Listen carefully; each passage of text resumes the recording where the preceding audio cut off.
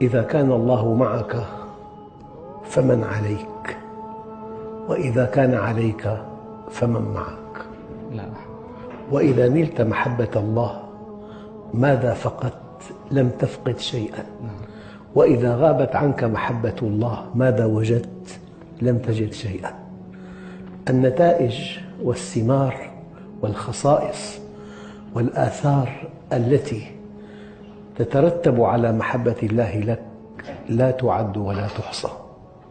منها إذا أحبك الله ألقى محبتك في قلوب الخلق، وإذا أحبك الخلق فهذا رأس مال لا يقدر بثمن.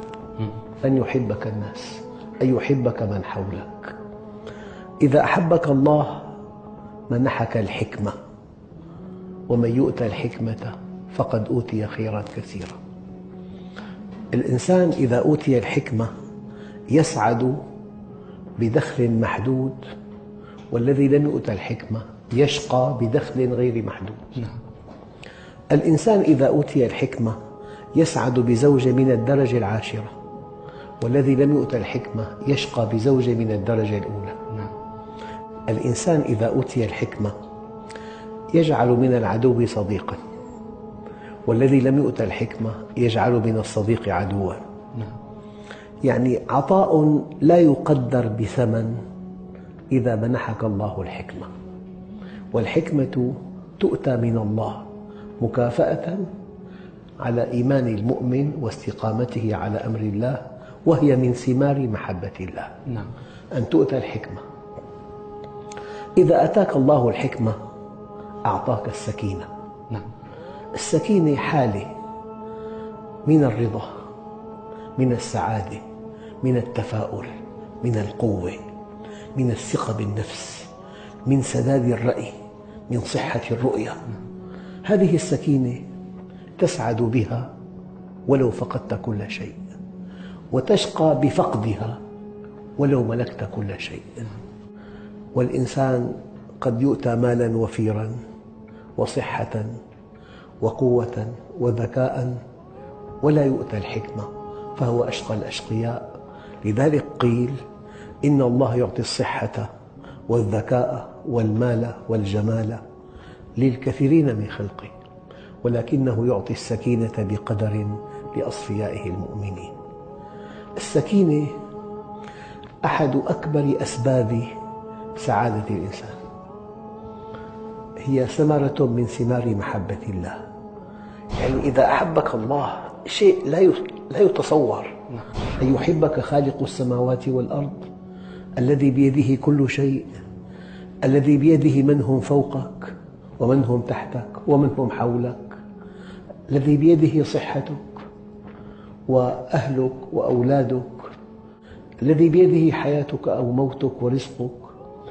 لذلك الإنسان إذا عرف الله عرف كل شيء، وإذا فاتته معرفة الله فاته كل شيء. من معاني محبة الله لك أن يلهمك الرضا. ترضى أنت، ترضى عن وجودك، وترضى عن وضعك، وترضى عن دخلك، وترضى عن أهلك وأولادك. الرضا أحد أسباب السعادة، فالمؤمن راضي. والله الذي لا إله إلا هو لو شققت على صدر مؤمن عرف الله لرأيت فيه من السعادة ما لو وزعت على أهل بلد لكفتهم. الله عز وجل يقول: إن الصلاة تنهى عن الفحشاء والمنكر ولذكر الله أكبر. قال علماء التفسير: ذكر الله أكبر ما في الصلاة، لكن بعضهم قال: ذكر الله لك وأنت في الصلاة أكبر من ذكرك له. إنك إن ذكرته أديت واجب العبودية، لكنه إن ذكرك منحك الرضا، منحك السكينة، منحك الحكمة، منحك نعمة عزت على معظم الناس، منحك نعمة الأمن. نعمة الأمن شيء لا يقدر بثمن. قد ينجو الإنسان من آلاف المصائب لكنه خائف، وأنت من خوف الفقر في فقر، وأنت من خوف المرض في مرض، وتوقع المصيبة مصيبة أكبر منها. الآن في عندنا أزمات قلبية سببها الخوف من أزمات القلب، تأتيه بأزمة. نعم. لذلك حينما ألف كتاب دع القلق وابدأ الحياة طبع منه 5 ملايين نسخة. هناك قلق في العالم سببه البعد عن الله. ألا بذكر الله تطمئن القلوب.